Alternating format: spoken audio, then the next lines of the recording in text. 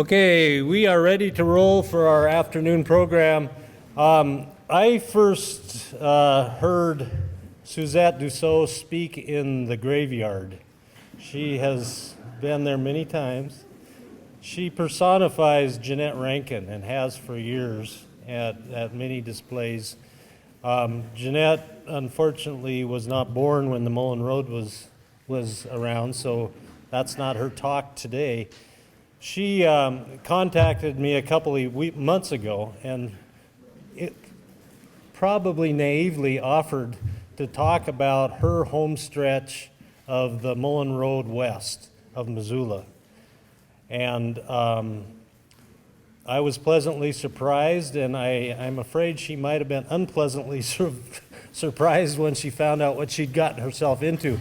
But really, from that time to today, the amount of research and the stories that she's learned and is about to share makes, in my mind, her one of the success stories of the Mullan Road Conference this year. And so a teacher, a librarian, small business owner. I got it written on here, but Bill says don't read it. So with that, her talk is titled The Mullan Road's French Connection, Settlers West of Missoula. Suzette.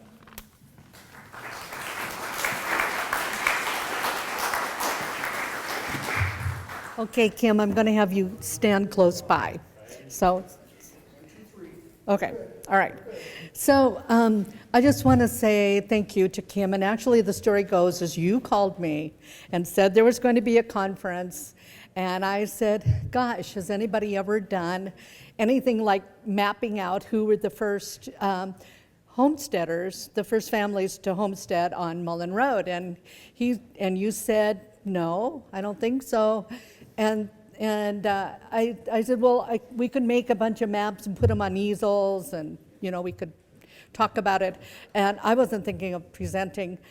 And but anyway, so it turned out that here I am, a month later, and on an amazing journey.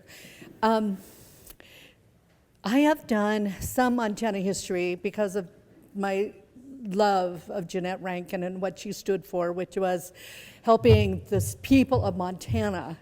It wasn't about Jeanette, it was more about the people of Montana rising up in 1914 to pass women's suffrage in Montana.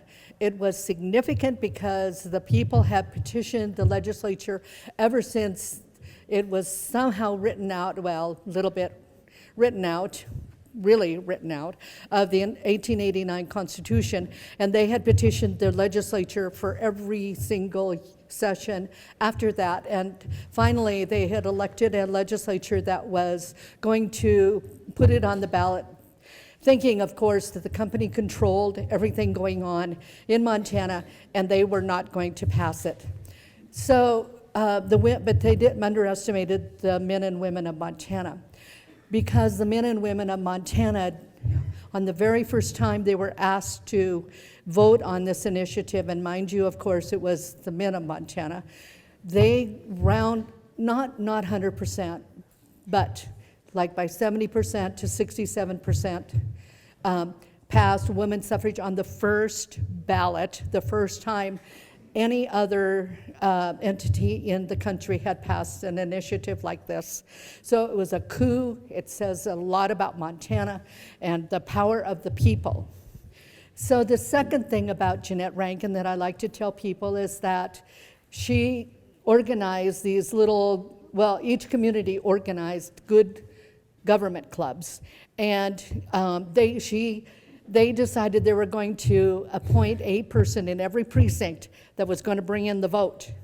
So by golly, you were going to make sure that your neighbors voted, you were going to make sure your neighbors voted, you were going to make sure, and you had your community watching that made sure that happened. So that's one of the reasons why it passed. So this was a huge, tremendous grassroots story of Montana. And because she was single at the time and able to travel, and had the passion, she went crisscross Montana. So she became very well known in every district in the state, every corner in the state. And she, therefore, when they looked around at what they could do with this was in 1914 when it passed, November 1914. So they looked around at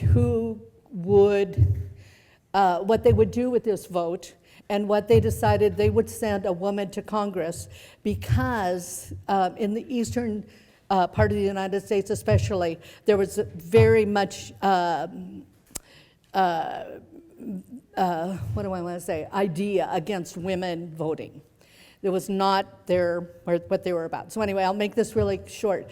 But anyway, so they decided that rather than they were going to send somebody to Congress to sit and show that a woman could sit beside a man and be as responsible and as wonderful a representative as a man.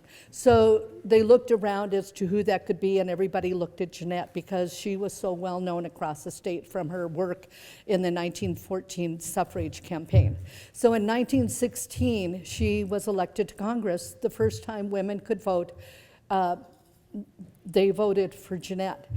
And the thing was, there's a whole bunch of stories about that particular race.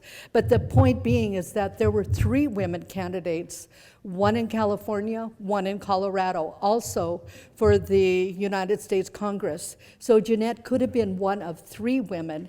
She was not. She was only one of one. So it shows the sagacity, the wisdom, who Montana is to send the first woman to Congress. So anyway, that's why I tell her story. And also, we need other people to tell stories at the cemetery. There are amazing people there who are living now at the cemetery, I like to say, and whose stories tell like Jeanette's, tell what Montana is about and tell our Missoula history. So I really encourage you to get in touch maybe with Kim or me or Mike, Mr. Weigel, and or Matt, maybe from the museum, to contact, or the cemetery people to be part of it. It's a 10 to 15 minute discussion about Missoulian. It does not have to be a prominent Missoulian. It can be someone who lived a good and full life here. For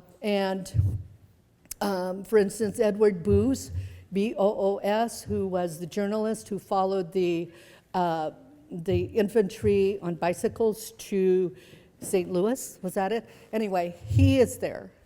And his story would be a fabulous story to tell because he ended up in Missoula, although he was not from here. So anyway, that's my plug.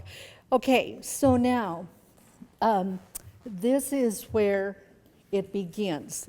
This is, I think, oh, that's all right, don't worry about it. Bill. Oh no, go ahead. Okay. Yeah, so this is where the story begins. It begins with my father's family on Mullan Road. They were dairy farmers for over 100 years, and so this is why I have such an interest in this subject. So, and I'll tell you a little bit about that story, but plus the people who are here. So when Kim and I talked about who were the first homesteaders on Mullan Road, I was thinking of all the wonderful, there's my father's family. He's the little one in the corner next to his mother. That's Eddie Dussault, and he was the youngest of 8 children. So anyway, so my memory of Mullan Road is a collection of families who I think had been there for quite a while. We start over in the left. This is an 1870 survey map of Mullan Road. And Mullan Road are the little, and I'll show you a better picture of it later, but Mullan Road follows the sections of Township 13, north, 19 west. It follows that pathway through those sections, and that is primarily Missoula. And so, of course, we were born in Missoula, but then we moved to the ranch when I was about 8 or 9. So then we come to the second map, which is section 13 north, 20 west from an 1870 survey. And that's how the road continues. And this is where if you look at the top left corner, that's section 6 of 13 north, 20 west. And that is where the old stage station, if anybody knows where the stage station used to be, the Saul place, we called it, is on Mullan Road. The section 5 next to it is where my great-grandfather in 1885 homesteaded, and that's where Council Grove is, because that was on our property. So then we go to section 4, and then we continue down a little bit west. So this is Missoula that I knew, Mullan Road that I knew. I knew the rendering plant, which every Monday morning as we passed by going to school, it smelled like pigs, and it was, because that's where they were killing the pigs. And then that's kind of around where Humane Society is, or the compost place. Anyway, sewage treatment plant, yes. Then you go up the road, and then you come to the McKinnons, and you come to the Flynns. And then a little further on, you go to the Stalls and the Fries and the Jovens and the Deshaws and the Hillstroms and the Edwards, and then you come kind of to the Clay Hills. Then you go up and over, and nobody lived in the Clay Hills because it was just, nothing there. Then you come to the Deshaw, you come into Grass Valley, and there's the Deshaws and the Millers, and there's the Jetties and the Stiglers, and somebody else I can't remember. And then the Duttons and the Dussaults, and then you continue on down the road to the Sauls. So anyway, this is the Mullan Road I grew up with, all the way to Frenchtown, where my dad was pretty much the attorney for all the French families living there, the Loisels, the Lavois, the Lacasses, the Mastels, yes. They were closer to us. And the whom? Marceaus, yep. So, I know I'm forgetting. Oh, Hamels. Bedards, yes. Cotes. Anyway, so I got to thinking, surely these families have been here since our family has. And so that was kind of what I expected. Well, I was wrong. This has shown me that this is not true. And I'll tell you about the journey that you can take when you are researching your family and look at all the little intricacies. Now, I am a rank amateur historian, and I don't pretend to know everything. I know you probably all know much more than I do. And I feel like in the month that I've had to do this, I have, been on the river, but I have not gone to those deeps where I could go, where, say, the trout are. I have just kind of passed over things, and I'll explain the things that I've passed over, because there are some things I truly don't understand. So we're going to move these maps out. I'm going to project them on the screen. So if I could have my crew help me move these out, that would be great.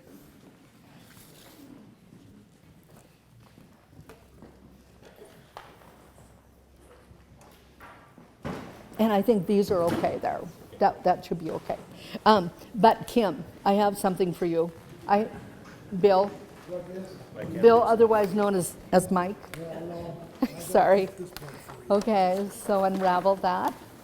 This is one of the discoveries. Bill, get over here.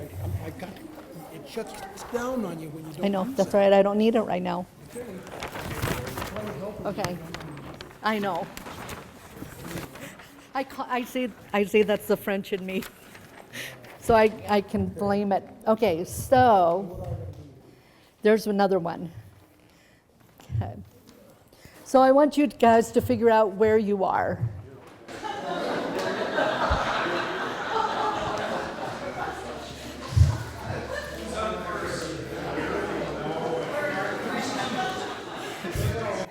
Okay, so this is the road, but actually what's really interesting is if you could move one giant step to the left. Bill, yeah, okay. So, and you got to hold things up because, all right, so this is the way the Mullan Road goes. And I honestly did not realize it goes north. I always thought as we went to Frenchtown, we were really going east-west, but it really travels north. This is a wonderful map put together by a wonderful architect friend. And so anyway, this is a true map of actually how it goes. It's not linear like this. It is more you go north. Yay! Can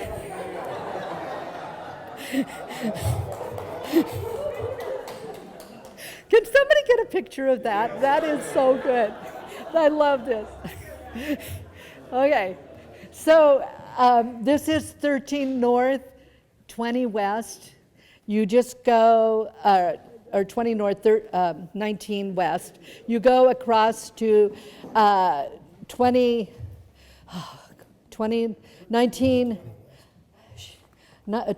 north, 20 west. No. Oh, God. Anyway, and then you go north. And then you go 20 to 21, and then you go up to 15 north, 21 west. Whew. Okay, anyway, thank you. Thank you, guys, and thank you for getting this request.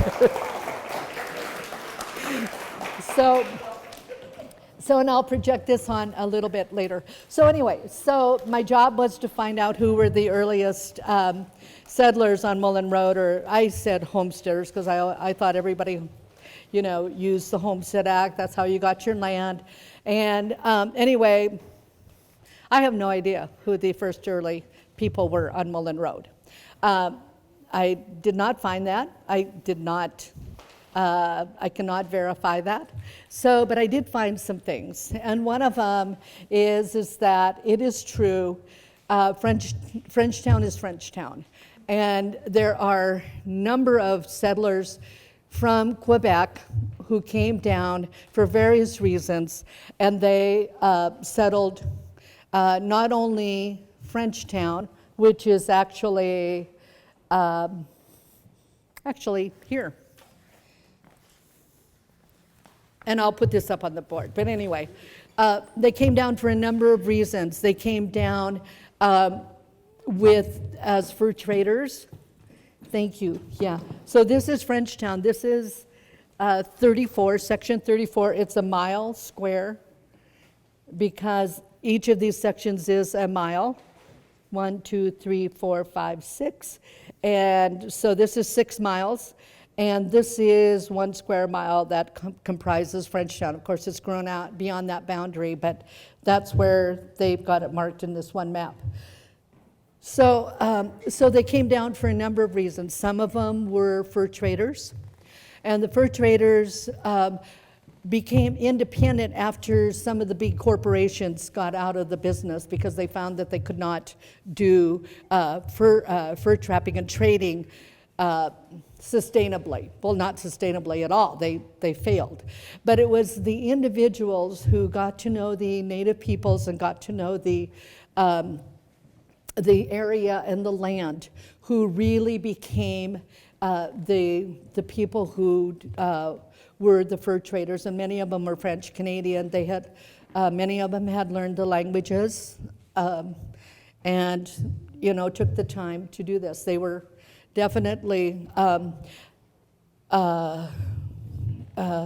someone who respected the culture. They married a lot of Native women, and they not only contributed in populating some of the areas, being the first homesteaders or settlers, they also were the people who explored and who mapped the area. So they knew intimately this area, and that was one of their legacies. So yes, some of the early homesteaders who were French were fur trappers and traders. And in the 1860 census, you will see that they will list themselves as trader and hunter. And that was some of the early population. And as we go to the census, I will show you that. What I wanted to tell you also is my journey through finding some of this information. About 20 years ago, I determined I wanted to find out where we came from in France. And so the Mormon Church, in their wisdom, dumped all of their documents online. How many have searched their family through that? It was just an enormous, wonderful, easy to use, user-friendly. Now it's familysearch.org, part of ancestry.com. You have to pay to play. Back then, it was just there. And somewhere, someone in my family, father's family, wanted to save us. Because apparently the whole thing is, and I could be wrong about this, is that people list their ancestors so that they will be saved in the afterlife. But I don't know if that's 100% sure. That's what I heard. So that's why somebody put this Catholic family all the way back to 1500 France on this website. So I would start with my grandfather, and I would click, and I'd go back succeeding generations, just clicking on the father. It was nothing major I did. It just happened to be the way, how easy it was. And of course, I could have followed some of the women and followed their families, but I didn't do that. I was just trying to get back to 1500 France. Anyway, there was another snafu in there, and I'll just say it involved a trip to Washington, D.C. to visit my daughter, who was a page in the U.S. Senate in 2003 during the snipers and all of the craziness going on in 2002. But where I went to the Library of Congress and did some research there and made the connection back to France. Anyway, so, but for our purposes, how do we find out who was the first person to live, say, here? For our purposes, for me, I don't know. But I'll show you one way that I started. And one way was going to the county records. Well, I thought I could go from, say, Chris's family address, and then I find out who was the first person to live there, and then, which is actually by Hellgate Round. Yeah, and then I could go to the Deshaws, who were next door, and I could find out who were the first people there. It was not quite so easy. So I then went to another pathway, being the, resourceful person I am. I went to the archives, and they suggested I go to, yeah, thanks. Actually, it may not be in that file. Let's see. BM, yes, okay, I think it's this one. So I went to the archivist at the University of Montana Mansfield Library, suggested I go to the BLO, or BLM, Bureau of Land Management, Land something office, GLO, General Land Office Records.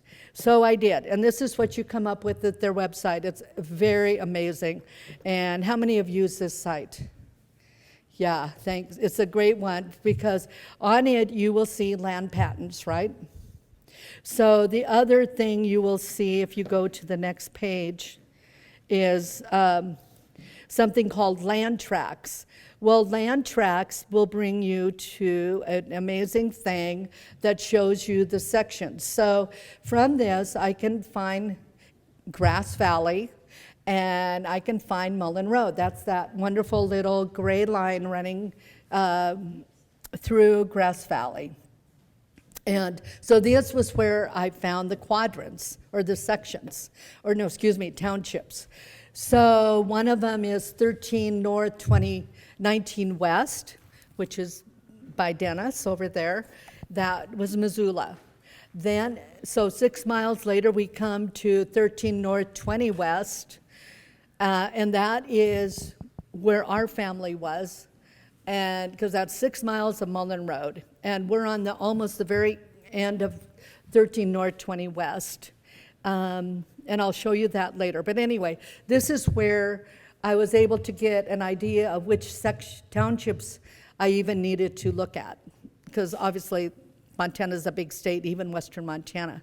So then I went, forgive me, I did have them. Anyway, this is let me see if I can turn this right. Oh, good God. This is can you read it sideways? Okay, Bill, can you flipperoo these? All right, so anyway, this is the search page. So you can search the patents by name, or you can search it by township. Thank you, stay right there.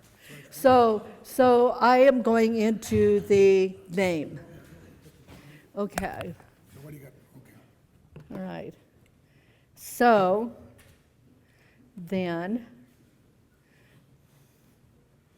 they don't just fast forward this way, do they? Okay, Trying to hit the next one. yeah. How about you tell me to hit the next one? All right, go to the next one. Oh, good.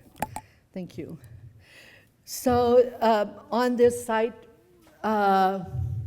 this is the map that I printed out over here. This is 13 North, 2019 West. Okay, go to the next slide. And that's just a little blow up of it. Next one, please. So this is a way you can also search is by range. I think that was what I was trying to, by township and range. So go to the next one. Because I'm coming to Frank Primo. Okay, Frank Primo, this is his homestead record.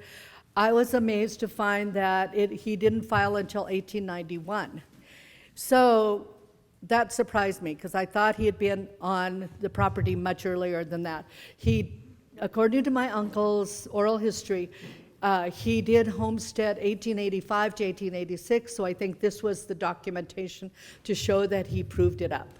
So that's why the 1891 date. So go ahead to the next one. What's that? That's correct. It took 5 years to prove up before you. Yeah. Yeah, this is just going into the next level. So it tells you the section, the township, the section, the range, and the section of what, and then the quadrant within that. So go to the next one.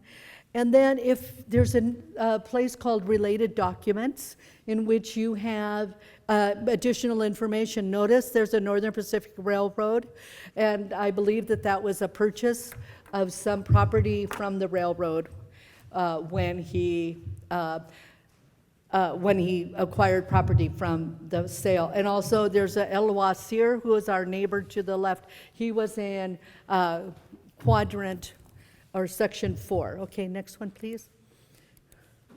So, and this brings up the document. You have to go to another place I found out. It's called CDI, but it's on that. Okay, go to the next one, please. That's the homestead patent. And the next one, please. And so this is what I find is very interesting. If I search by township, this is what comes up, and I search by date. So the earliest date is 1871. And then below that, we have Abner G. England with the Illinois Industrial College. Is that what it is? I'm going, what is that all about? So, and you notice if you go down that the AGS indicates that it was a college land grant. So that was one of those along the river, I could have gone deeper and caught a little more fish, and I did a little bit, and I'll just explain that next. Go to the next one, please. So this is the results for 13 North, 20 West, which is our family. And then this one is, are you having to flip each one? No, I'm just laughing. Okay. Is that page? Yeah, that's page 1. Okay, keep going. Yep. Is that 14 North 20? 20? Oh, anyway, go ahead.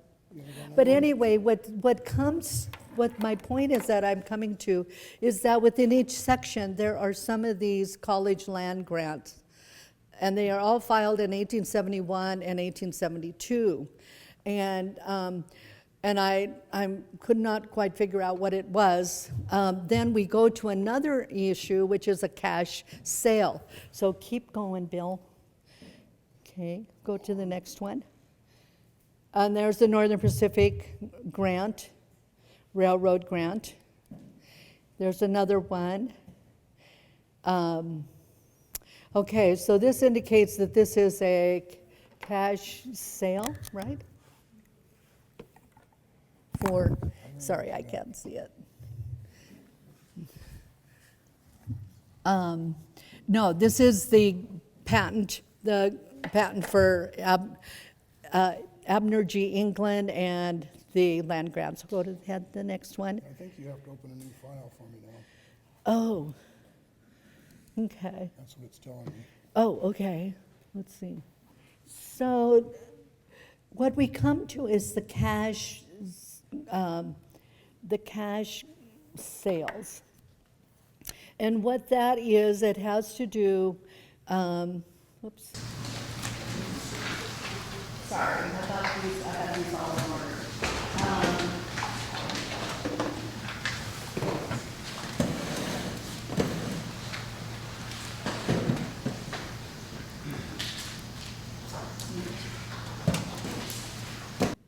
Okay, they didn't record. So what happened is that the land grant is that, well, I could go down a little bit deeper. The land grant was part of an 1862 Homestead Act. Could you hold this a minute? I'll bet you're a great teacher. You are a great resource. Okay. All right. So this is George White, who filed for a land grant in 1872. Sidney Mitchell, we'll see his name. This is, thanks. Can you go to this image? Well, I don't know where it is. Where is it? Can I go to that image? Well, I guess not. a loaded Okay, that's all question. right. Okay. So, anyway, we go to something called, all right, so basically what's happening is that there have been people living on the land for much earlier than Homestead Acts that we will find on this, on these BLM records. And one of them is from the Morrill Act, which was signed into law in 1862. It granted donating public lands to the several states and territories which may provide colleges for the benefit of agriculture and the mechanic arts. So what the Morrill Act did, which is of course took appropriated native land, was to provide each state with 30,000 acres of federal land for each member in their congressional delegation.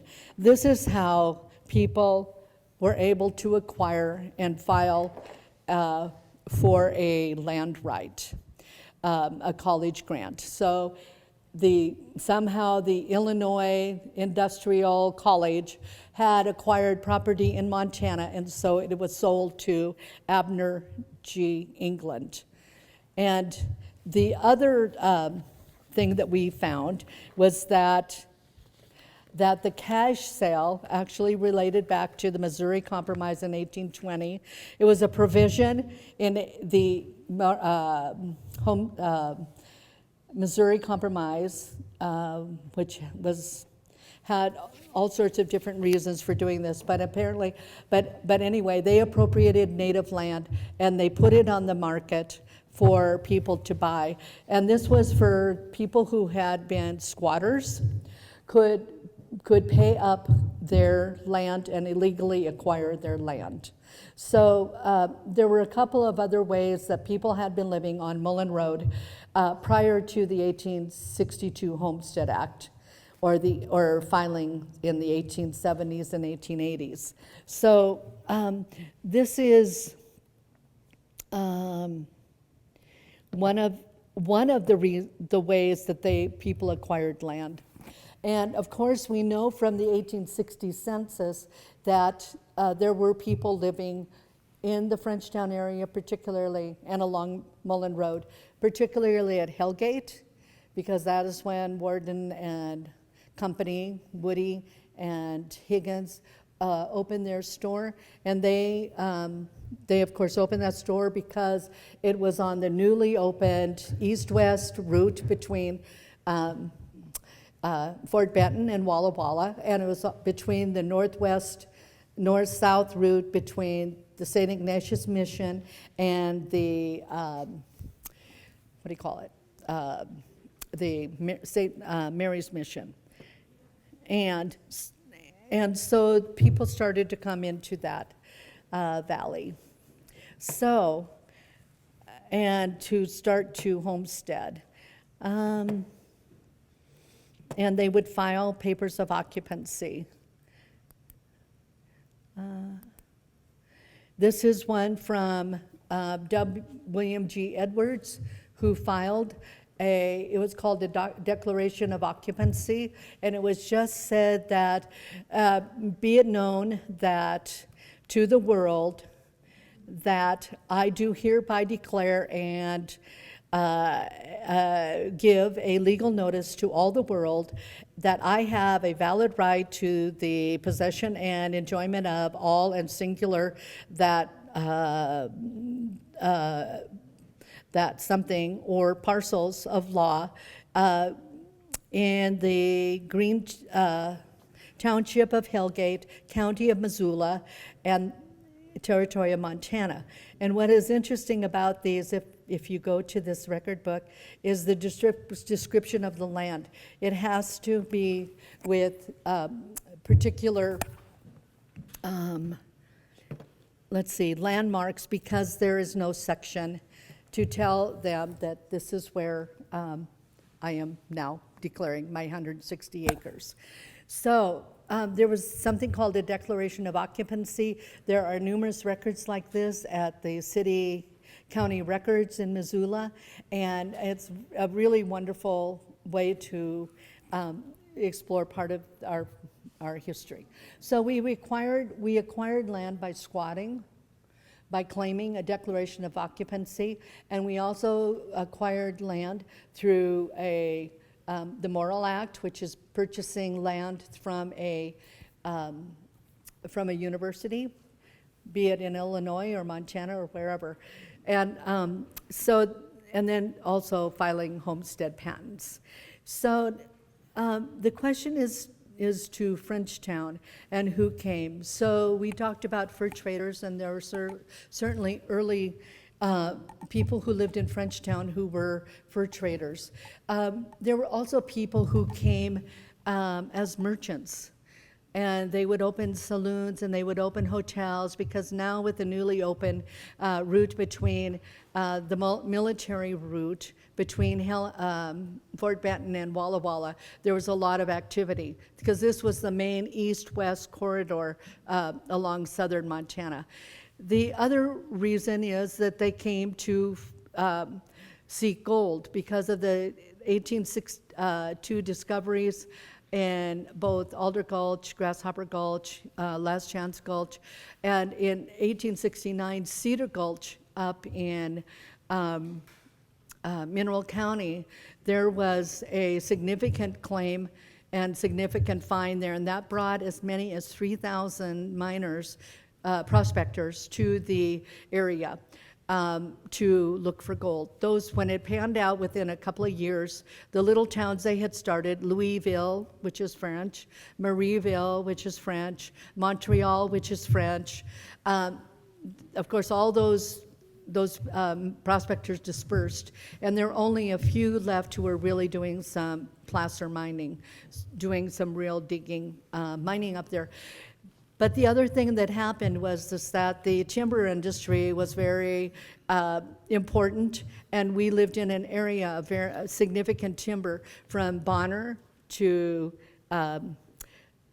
Frenchtown and up the hills, up Cedar Creek and Huson and 6 Mile and 9 Mile became significant places of lumber and sawmills. So a lot of the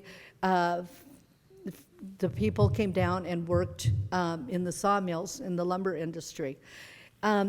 They came from Canada for a couple of reasons. Number one, I believe in my father's family, they came down in the 1880s because they were a family of 10, and there just simply was not a lot of land. They did not subdivide, and they did not break it up like a lot of other farmers did in other areas. They kept the family land intact. John Rankin came from Ontario, and he and his brother also came down because they didn't have enough family land up in Ontario. So my father's family came down in 1880, in the 1880s. My grandfather, Joseph Dussault, came down with his two brothers, and they settled in Butte, and they were teamsters in the mine. Oh, that was the other thing. Because of the building of the railroad in the mines in Butte, there was a tremendous demand for lumber, and also in the smelters were using a tremendous amount of lumber. So these were two major employers, not only farming but also retail lumber. And so they came and they settled, and it was a significant French settlement. H.G. Merriam in 1957 or 1947 wrote an article for a national publication that says that in Montana there was a significant French population in Frenchtown, and so it was aptly named. There was also someone had, in one of the oral histories, said that they came down because they were attempting to avoid the draft. Because up in Canada, apparently there was an obligatory military service to come to Montana. Obligatory service. So I am going to jump to these maps. And I have not definitively discovered who were the first settlers. Let's see.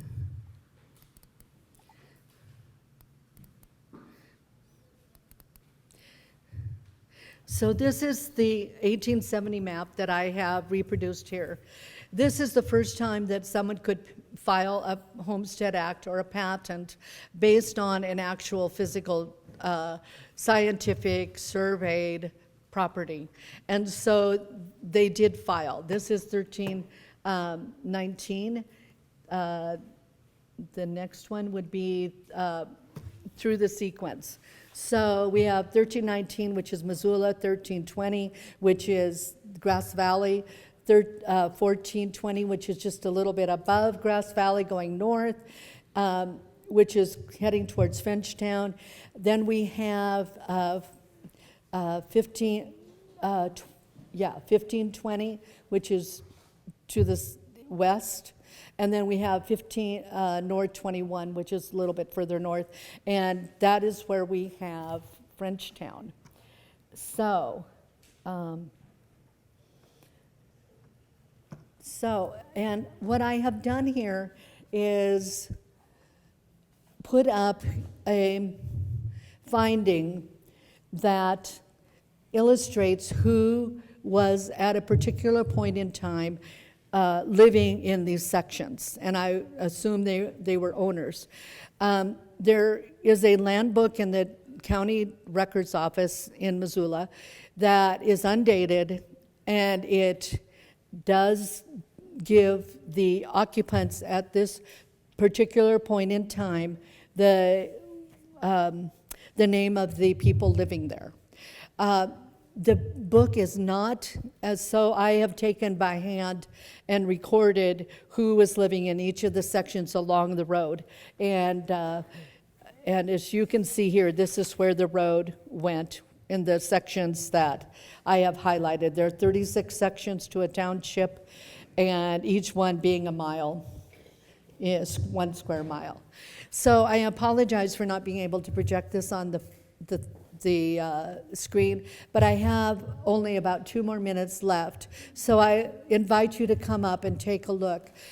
Unfortunately, we do not have the Jovans on here. We do not have the Edwardses on here. We do not have many of the names, the Stiglers, the Stettlers, the Jetties on here. I do not know what date it is.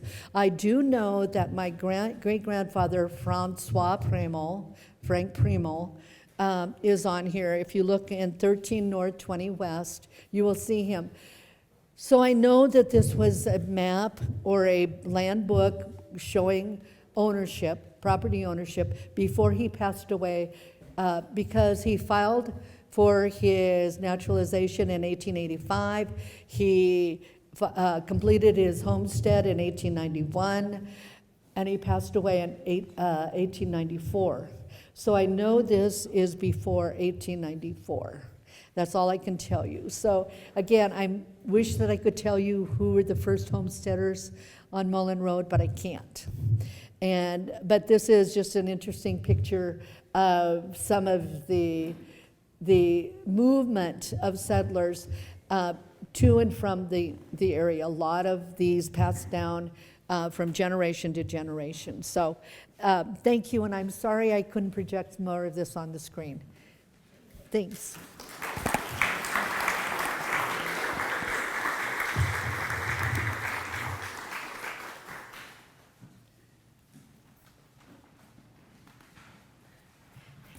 Thank you, Suzette. Thank you, Suzette. Feel free to come up and take a look at these maps. We'll take a short break and go on to the next show.